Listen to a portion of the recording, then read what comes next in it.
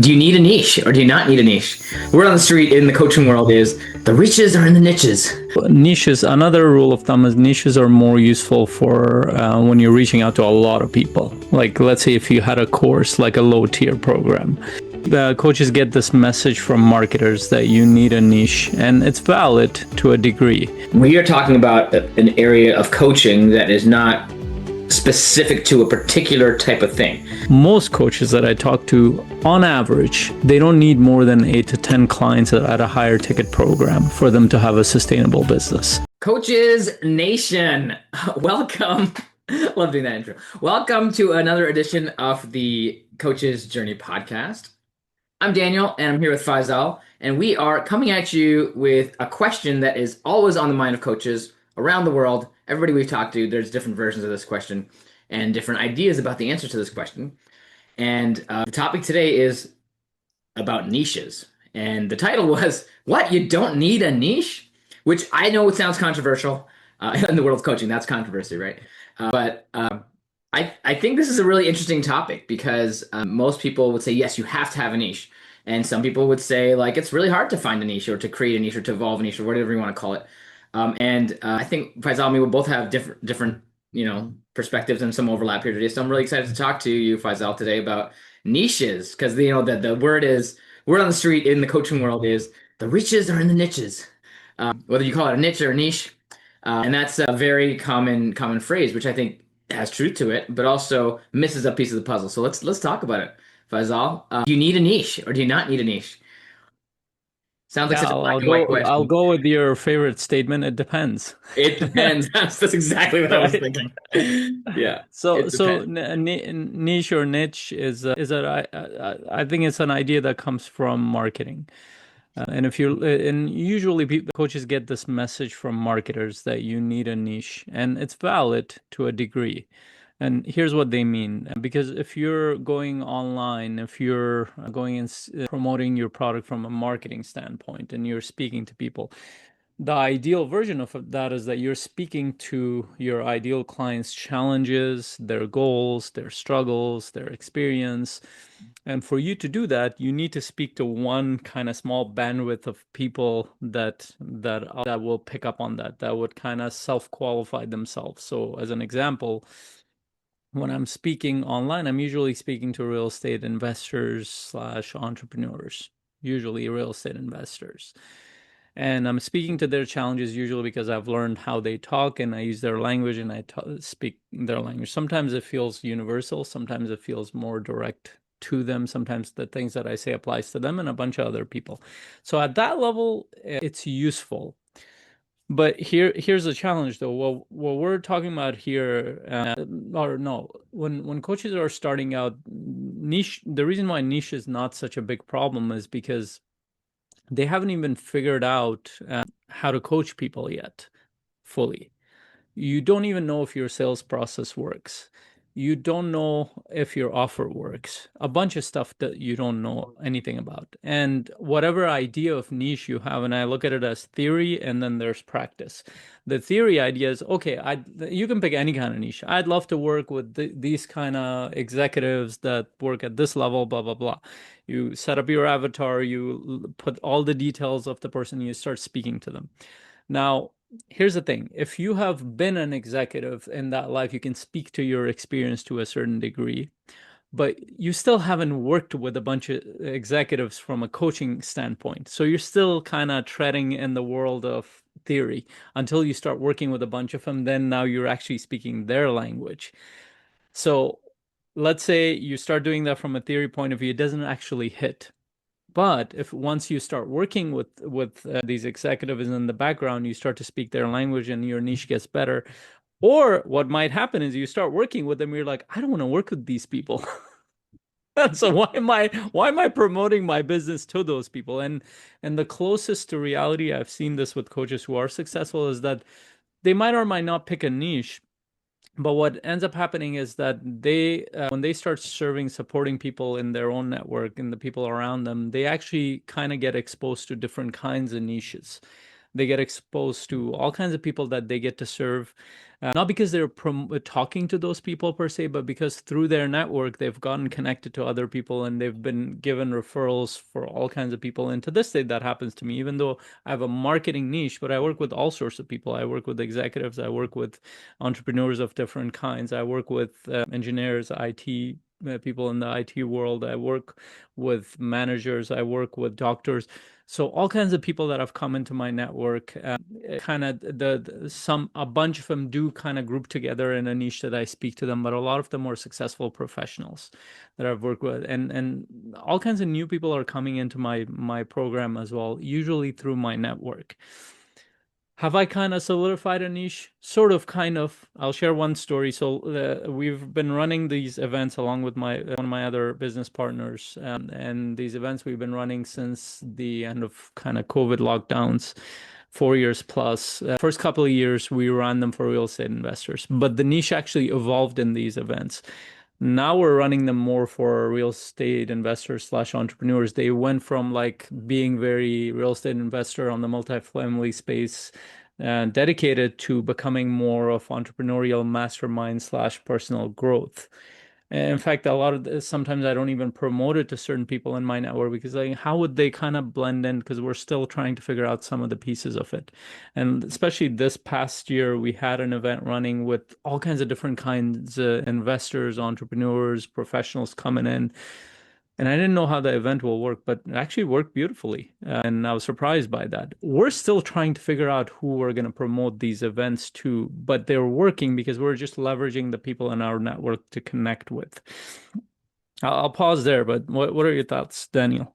There's a lot in there. One thing that jumps out at me is how you have responded to what's in front of you and evolved as a result of what's working and who you know, right? Yep. Like there's a whole like we always talk to coaches about like tapping into their network, and the network that already exists is actually a great place to start, especially if you're in the early stages and you haven't really thought about your niche. And to Faisal's point, he's a decade plus in here, and he is sort of got a niche. So Yeah. and so he does talk about it. It's an area that he serves, but it's not the only area he serves. And I want to also caveat this because we are talking about an area of coaching that is not specific to a particular type of thing.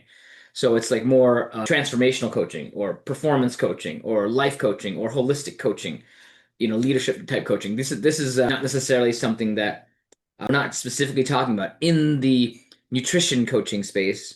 We're talking about the general coaching space for those coaches who are in personal growth space with their clients. And like for someone like me who, maybe I'll hire somebody because they have a team and we're talking about leadership with them, we actually talk a lot about their personal lives. And it's very holistic in nature. And you can have a transformational program that's isolated to work, but it's very rare that work doesn't bleed into personal. Like I've never actually seen it. So like these transformational type programs are about your coaching skill set too, because being able to go across the board with somebody is very valuable to lots of people. And so as you traverse your network and learn to connect with people and learn to figure out how to serve and where the value that you can add is, people you'll gravitate also towards people and they'll gravitate towards you. It might not actually be about a specific industry or niche. It might actually be about a type of energy. I don't know what it's going to be for each person. I do think something that you mentioned was like marketers talk about niches, and I think there's definitely a value in having a niche that you speak to long term as you build kind of a brand for like what you can market to, but it doesn't mean that you have to stick to just that, as Faisal was saying. Like, and some people that does work. You can just stick to that one thing, and if they're not part of this niche, then I just have no interest in serving them. That's totally legitimate, right? Because that's called focus on a specific niche. But at the end of the day, I think for me, I've really I've really evolved over time in who I serve, and I have a tendency and a lens of leadership people with teams, but they don't always have to have a team. Like I can serve people, and I like serving people who maybe don't have a team for depending who the person is. But people with teams or people with the business or executives in corporate, because I have a corporate background and an entrepreneurship background, tending to serve people in those areas loosely. But it's not to say that somebody doesn't come to me with their connected me with their kid, and that kid, wants coaching, and that kid's like 27 or something, like that definitely happens. And it just depends. And so I would encourage coaches who are thinking about niches is like, have you gone around the block with your own coaching? Like, have you connected with lots of people? Have you coached lots of people? Have you taken people through process transformation? Have you figured out a little bit more about your voice? Have you figured out a little bit more about your network? What gives you energy? What adds value? And one of the most important pieces of this, which I think we need to talk about, is it valuable, and is what you're doing valuable? And as you figure out what is valuable to people, that kind of starts to loosely form some niching ideas for you. And as we say in the industry, you don't have to permanently like marry this niche. You can like explore a niche for a while. Like my niche has shifted and evolved and it continues to. So, and you can change. You don't have to be committed to a particular niche for your whole lifetime. And actually, most coaching niches will evolve because the coach evolves, right? So I think sometimes people overblow it and sometimes people like underblow it too. Like sometimes people are ready to have that niching level of their life, and sometimes they're not. It depends. It's hard to like. I don't want to give a hard and fast rule, but maybe we could come up with some guidelines here, Faisal, around Yeah. like should you focus more? Should you focus your niche a little bit better or not? And this could apply to So me too as we talk about this. it's useful to understand what kind of business are we running. So niches, another rule of thumb is niches are more useful for when you're reaching out to a lot of people. Like let's say if you had a course, like a low tier program. So because you're speaking to a specific and you're not going to meet all of them, you're not even going to get a call on a call. You're probably going to direct them to a sales Oh page yeah, we haven't in talked about the time. digital products yet. Yeah. So like that's why like these ideas become more useful for more lower tier program, which means that you need to sell hundreds of units for you to make any kind of profit. That's where niche becomes really important because who's going to run through these and who's going to get benefit through them, and how can I build some kind of marketing system that will get more of those people to come in. So you have to keep getting focused and refined until you reach the right people, whether that's through ads or organic or whatever it might be. But when you're talking about a coaching business the kind of coaching business we're talking about, most coaches that I talk to, on average, they don't need more than 8 to 10 clients at a higher ticket program for them to have a sustainable business. Now, to serve 8 to 10 clients from a marketing and sales point of view, you don't need to talk to thousands of people or hundreds of thousands of people. It's more like maybe a couple of hundred people tops. A couple of hundred people that you take through your whole sales process. Maybe Which you means a start with discovery the call and an offer. yeah, yeah. At least, So yeah. at the least, you're taking them through you're doing your coaching, you're serving them with a strategy session, a discovery call, and you're making an offer. If you took 100 to 200 people through that process, you will likely have 8 to 10 clients. If your process is working and if you're adding value, and that's the hardest part because you don't know if your It's a coaching big works. if. It's a big That's a if. big It's if, like right? if you just talk to 200 people and you'll have 10 clients, well, that's like there's a huge caveat in there, right? It's like your process to get you to that process. There's so many pieces of this puzzle, right? Like how do you do that? We Yeah, talk about that and every this week in is what we TCJ. do. So in today's session, when we run our group session, where our implementation call, where coaches come in and we support them to move their business forward, there are like multiple steps for them to get better. One of the coaches had this. It's like I've been doing these discovery calls. Maybe I'm just not good enough as a coach, and lots of perspectives were shared. And it's like maybe you're not. It's like, but this, how can you get better? And we actually worked on like what would be the steps to get better as a coach for you. There was communication was part of it, listening to your own calls was part of it, showing up to our coaching sales clinic is a part of it, where you get feedback on your coaching process. Keep in mind, the value of your coaching is what kind of results you help clients create. And in the beginning, you might not be that good at that. And that's okay because you're starting out. Even if you have the theory background, being in personal development, going through the training, but actually putting this out as a service in the marketplace requires you to test it. I'd say a minimum with at least 10 to 20 people where they're consistently saying they're getting value. And the way they decide that is by spending money, not by just saying that it's valuable or they're giving Yeah, you referrals. yeah. And then there's a troubleshooting process there. If people are not spending money with you, You just some experiments you need to run about your own coaching. And you can figure it out. Like there's the way, and then we troubleshoot this with people in our community, in our paid memberships. But like if you think about if you take 200 people through your coaching process, like actually have a discovery session with them, actually make an offer. Some of those people may sign up with you. As you go through that process, it's impossible not to have some thoughts about niching, about specialization, about focus, about patterns that are showing up in the people that you meet, not just patterns of what you help them with or what challenges they have, but also patterns in your connection, who the kinds of people you like to work with, right? Because Yeah. every coach is going to be different. Like if you get five coaches in the room, they're going to have five unique types of clientele that would be ideal, just from a personality and energy point of view. And I think one of the challenges is like we always worry that as coaches, we always think about like I'm not a good enough coach because somebody else is better. But the thing is, not necessarily. There's always somebody going to be better than you. There's always going to be someone worse than you for their particular client, for your particular client. You're the only one of you, right? So like how do you reveal that part of yourself and grow that part of yourself that allows you to shine that way?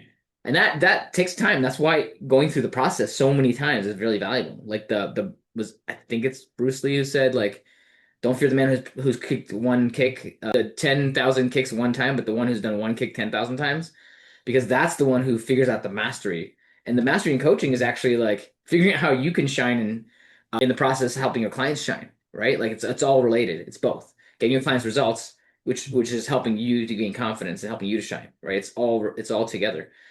So that's why you need to go through that process enough to really, really think about like who. This is the question we're asking, like who do I serve, and who do I want to serve, and who lights me up? Because if you want if you wanted to serve people in say a particular industry, but that industry like you don't like the industry, well there might be some resistance there, right? Or if you wanted to serve certain kinds of clients, but you don't have experience serving those, well, you need to get some experience serving those, right? And there's going to be resistance there because of confidence, because you haven't done it. But the best way to create confidence is to take action and do something about it, right? It's like the confidence loop will keep you in resistance if you keep on allowing that to prevent you from taking steps. Because a lot of steps you're going to take, you're going to feel like rejection, especially in those early stages, right? It's like, oh, I don't think I could serve those people, so I'm not going to try because then I don't have to face the no. Yeah. Yeah, which is the reason that facing the no is the challenge where coaches go towards the more passive type of promoting themselves, and this is where they get too attached to the marketing ideas of, oh, I got to find my niche, I got to build my business program, I got to put my website up, I got to do all that stuff, which seems like a lot of the important work, but all of that just keeps you in the background. But think about what we're saying. You need to walk about 100 to 200 people through your process. That actually is a very time intensive, energy intensive, feedback and iterative intensive process. It might take you close to a year to take people through that, like that many people. But in the process, you learn a bunch of stuff. Out of all the people that and by the way, all those people will be within your network, just so you know. Like you already have the first 100 to 200 people connected to maybe one or two or three people away from the people that you know. But the only way to connect to those people is to serve the people around you and get them get you connected to the next one after that. So pretty much everybody, and this is why one of my favorite quotes on the business side is that the first million that for you to make your first million, you already have that in your network. Stop looking outside of that.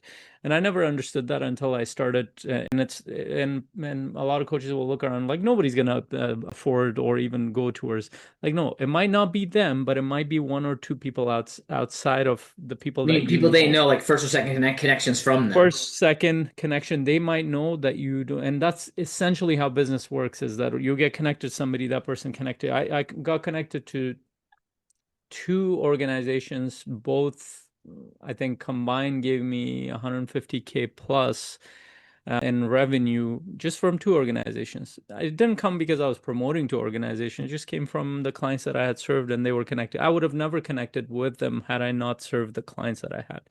Now, And are those clients in your official niche or no? no, they're not at all. And I say official with quotes, you know. I don't promote, like if you go online, I don't promote to organizations at all. I promote to real estate investors who are Yeah. individuals or in small teams. Yeah. But these organizations are fairly large compared to those that I promote to normally. There's And a I need hugely I had to create custom packages for them. My normal packages didn't work. Yeah, there's a hugely profound lesson in what you just shared and what we've been kind of talking around, which is yes, it's okay to have a niche. Sometimes it's really great to have a niche. It can be very valuable. But the connections that you have will refer you to people who may not be in those niches who might be great for you to serve too. And like that idea that you can deviate from your niche is really, really important. And like I use the word deviate loosely because it's not really a deviation for you. This is just part of your process. And like these things are intimately tied to the process of that 200 people going through your single process that we're talking about, that sales process from when you meet somebody to when they sign up to you. And even if they don't sign up, the point Faisal is making is that's where you can get referrals. If people have a great experience with you, well, so first, if they don't have a great experience with you, then you can get feedback, right? Then you can watch your session. But if they do have a great experience with you, then you can get three things. You can get testimonials, which gives you data for your niche. You can get referrals, which gives you data for your niche, whether it's connected to your, if you have a niche or not, it doesn't matter. You're probably going to still benefit from those referrals. And it can give you clients, right? Get people that you can serve. And all three of those, if you have your process dialed in to always generate those, that creates a flywheel and a snowball effect, right? And so like yeah, I know I can dial this up myself, right? Like I don't have I have a referral engine, but I don't have a great testimonial engine. Like this is a leak in my process, but I'm still able to use the referrals to generate and I don't want to say business, to generate service. And that service generates referrals, right? And yes, generate business also. But I want to just keep the emphasis on serving. If you serve really, really well and you have learned from serving how to create that value for people, and a lot of it is just great coaching skills. And everybody's still developing their coaching skills. Like I'm still every call I have is like, what am I learning in my coaching skills? And part of it is as you go through that process, you are learning about yourself and your niche and your clients and your future connections that you're building. Because like coaching actually is a lot about networking and building your network and connecting and being that person who connects with people and looks to serve. Yeah. Yeah, and this is why what's taught in the coaching world, it's literally the reverse of what you're supposed to be doing. They teach you about marketing, putting yourself out there from a marketing point of view, let's say funnels and social media and all that stuff. Nothing wrong with any of those. We still tell our clients to put yourself out there, but that's not to get clients for the most part. That's to have a relationship with the people that are following you and the people who are going to come into your funnel. But most of 70% of their work is connecting with people around them through networking. That could be through you in person connecting with people. That could be through you doing workshops in person or online. That could be through you speaking at certain places. That could be you through connecting with a bunch of people in your niche. Now think about this. Let's say fast forward to you did what we're talking about, take 100 plus people through your sales process, and you did that. A few things will happen. You are very likely to get 5 to 10 clients by the end of the year. Very likely, even if that's at a lower tier than you had predicted. You might have to adjust your offer. You might have to do a few things. You will learn. You will learn what people are. By the time you hit the 10th person, you get an idea of where is the value of your program. At the time you hit 20th, you should have a couple of sales. If you don't, there are some things that are off. By the time you had 30 to 50 people going through your process, you know how to sell. And again, this is Or assuming better. You know how to sell better. or better. And that will keep improving as you do this. That doesn't stop, to Daniel's point. The coaching, the selling, all parts you keep improving. By the time you sell, you talk to 100 people. You're out of those 100 people you've already generated. Once your process starts working, you've already generated another 50 people that you're going to take through, and this kind of feeds on itself and it compounds. Your network keeps expanding. You keep connecting with other people. There are a couple of assumptions in there. One, that you're iterating and learning from each of the sessions. Sometimes that, in most cases, coaches will stop because they think that there's something wrong with their process, or they slow down. The other assumption is that you're getting better in your coaching skill sets. That should naturally happen as you're doing this, but you still need a feedback loop around that. Either you're listening Can to you your pause colleagues, there? Like others. that feedback loop. So if you were talking to coaches who have just gone through their whole process, they took somebody through a discovery session, made an offer, maybe they said yes, maybe they said no. What would you recommend is the like a great piece of feedback point? Like whether people are like early in the stage or later on, like how do you think about this process and what like troubleshooting that process from a review point of view? Like let's say you took someone through that whole process and maybe they become a client, maybe they don't. What are the top questions that you're asking yourself as you think about the feedback that a coach needs? So at the end of a call, you should be asking yourself what went well, what didn't go well, what can I improve next call? Like those three simple questions. You can make those more detailed, but you should be asking yourself that. You should, Those questions apply to everything we do too, right? yeah, like you're not beating yourself up. You're not saying that I've done something wrong. You're just improving. You're It's the asking data. yourself, how can I improve? It's the data behind it. You should be ideally listening to at least the first of your 100 calls, and after that, any calls that you think went really well or call didn't go as well, you should be listening to those calls. You should ideally be around other coaches. This is probably one of the few industries where coaches think that they can do this from behind the background. But most, I mean, let's take the closest industry to us is the world of therapy, is that they're usually around other therapists and they're getting feedback from some kind of senior therapist. They're professional Usually, colleagues. and this happens as a regular thing. In the coaching world, it kind of partially happens in a certification, but then once you go off of certification, you don't have a supervisor or somebody that's kind of giving you feedback. That's why we've incorporated that into our community. If you don't have that, it's very hard to move forward. You could keep you it's easy to keep making the same mistake over and over. It wasn't until I saw more advanced coaches and then watched their coaching sessions and I heard feedback from them until I saw I could improve, but I could linearly improve versus exponentially improve. There's a difference between the two. And then we could all have blind spots in there. That's why you need to be in around other coaches who are building their businesses. That's why we've created our community. Like those are some of the things you need to do to keep improving. Again, there's an assumption behind all this that you're improving, iterating consistently. But the key I was trying to share in this process is as you kind of go through those 100 people, one of the last things that happens is that now you're understanding you're gonna work with one, like let's say 20 people that come from this niche, 30 people this niche, 10 people from this niche. Now you can start, whoever you align with, you will start doing more calls with them subconsciously. And that's my niche has evolved that way. I just align more with real estate investors because of the lifestyle they had, the kind of business they were building, the kind of families they had. I just from a value standpoint, I aligned with them very much, so I stuck with them. I know that to this day, I've known this for 5 years. I can work very well with salespeople, and they wanna people who are at a high ticket sales, not just coaches. I'm talking about like door to door sales. I'm talking about all kinds of other salespeople. I have a lot of alignment with them. I just didn't like as much working with them compared to real estate investors. I didn't like their lifestyle as much. So I've never gone there. But if I built a niche for sales professionals, I could do that and I could coach them and I could You could speak their choose language. anything, right? You could choose anything that strikes you, that like lights you up, right? Right, but what I'm saying is that you naturally start to kind of go towards the thing that feels more aligned with you because those are the clients who are also going to get the most amount of value from you too. You're just more invested in that process. It So then naturally your aligns. marketing gets It's like better. magnetic fields, right? They naturally align with the magnets naturally align with the magnetic field they're put in, right?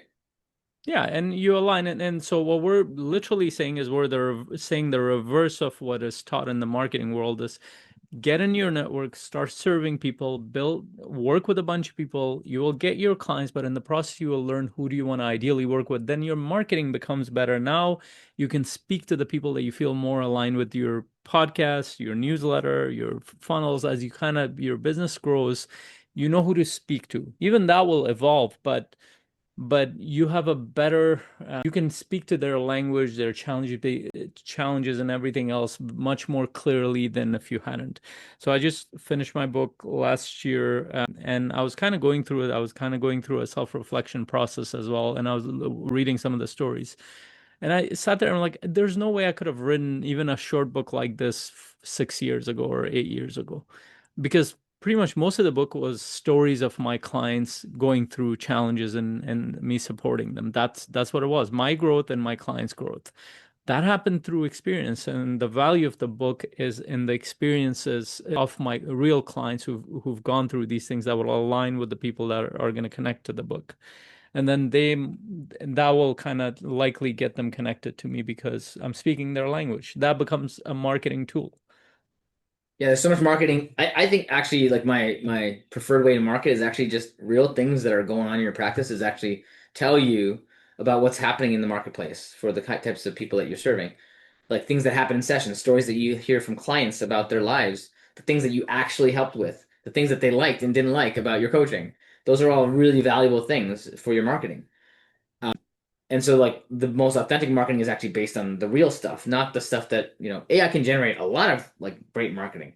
But at the end of the day, someone's gonna get on a call with you if you want to coach. And so like Yeah. is it really about you? And this is kind of like where a niche can help you kind of topically adjust your content and stuff, which is like as Faisal says, when you're online, you can talk to that niche. But if you're doing the process of building your network, of connecting and taking people through that sales process, the niche it can be in complementary to that, but not necessary to it. Yeah. And also some of the things we're sharing, we're also assuming a bunch of stuff. So if some of the language doesn't, you're like, what is he talking about the sales process versus marketing? If you haven't been exposed to it, Oh, because for the most part, we coaches speak the marketing language because that's the language that's the loudest. But a lot of yeah. the development of your coaching business happens in the sales process. And to make it worse, most coaches don't like sales or sales process. We should define sales process. Sales process is from when you come in contact with somebody to when they sign up for you, that entire journey. It's not just like the call, the offer call. Like that's not sales process. That sales call, like if you think that's sales, sales started a long time ago before you got on that call. It started Yep. way before that when you first started connecting with somebody. And marketing, what we call marketing anyways, is the stuff that happens to get them to connect with you. Like the Yeah. stuff that you do to put your stuff out there that's not particularly specific to an individual, that would be what we call marketing. The stuff you do with an individual, connecting with them, having calls with them, setting up a discovery call, the messages you send to them individually, that's part of the sales process. And so if you're thinking of sales as just this little piece, then there's a whole process around it that you should include in the word sales. And don't even call it sales if you don't like that word, call it coaching. You're coaching Yeah. people to enter into a decision that's good for them. If it is good, Yeah. if it's not good for them, you shouldn't be encouraging them to do it, right? So now we got a little far afield from niches, but it's all related, right? It's hard to have the niche conversation without these conversations. Yeah, and if you want to learn more, definitely join our free community. We're always having these conversations. I mean, this was a live podcast recorded a few weeks to a month ago, and we usually broadcast this live in our community. If you are listening in our community, please share your biggest insights below. If you're listening on YouTube, please share this with other coaches who need to hear this, because one of the things we're trying to shift is that same old tape recorder that's been running in the marketing world is, no, you need to build your website, you need to build your funnel, you need to build this and that. All good, but timing matters. And most coaches in the first 5 years of what they're doing actually requires them to go out there, put themselves out there and serve people within their network. And through that process, they get better as coaches, they get referrals, they get testimonials, and then they can build on the marketing piece later on. We're actually encouraging the reverse of that process. Sometimes that happens simultaneously, Yeah. but for most coaches, actually, the hard work is actually putting themselves out there and serving people around them. And this is our community is an implementation community where we support coaches to develop that sales process and develop their coaching skill sets towards mastery so they can serve people better. AI is an important component of all that. We use AI, we leverage AI. In fact, we have a session on AI pretty much every month.